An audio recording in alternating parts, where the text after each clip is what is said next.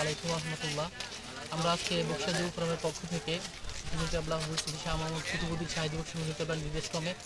বক্সা যুব ফোরামের এক ঝাঁক তরুণ কর্মীদেরকে নিয়ে আজকে বন্যার্থ মানুষদের প্রতি আমাদের সহানুভূতি জানানোর উদ্দেশ্যে তাদের সাথে যে একাত্মতা ঘোষণা, তাদের যে সংগ্রাম, সেই সংগ্রামে সারথি হওয়ার উদ্দেশ্যে আজকে কিছু পরিমাণ তাদের সকালে নাস্তা নিয়ে এসেছিলাম।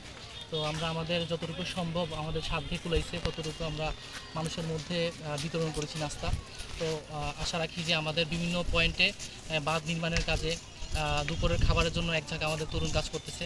তাছাড়া বিভিন্ন জায়গায় বাঁধ নির্মাণের কাজে অসহায় মানুষকে, বন্যার্থ মানুষকে বন্যার পানি থেকে উদ্ধারের কাজ করে যাচ্ছে দীর্ঘ দিন রাত ধরে। তো আমাদের এই কার্যক্রমগুলো চলমান থাকবে। আজকে দুপুরেও আমাদের একটি দুপুরের খাবার বিতরণ কর্মসূচি রয়েছে। আপনারা সকলে সেখানে চাইলে সাহায্য করতে পারেন এসে আমাদের সাথে। এখানে আসলে সবচেয়ে বড় যে সমস্যাটা, আমরা এখন আছি টিকাচর গুমতি নদীর পার।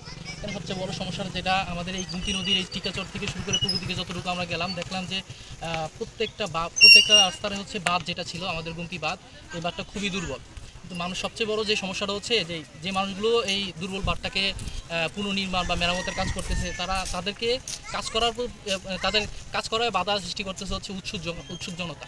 যে সকল মানুষের কোনো কাজ নাই, কাম নাই, এই শুধুমাত্র দেখার জন্য আইসা হচ্ছে এই বাঁধটাকে আরও বেশি তারা দুর্বল করতেছে।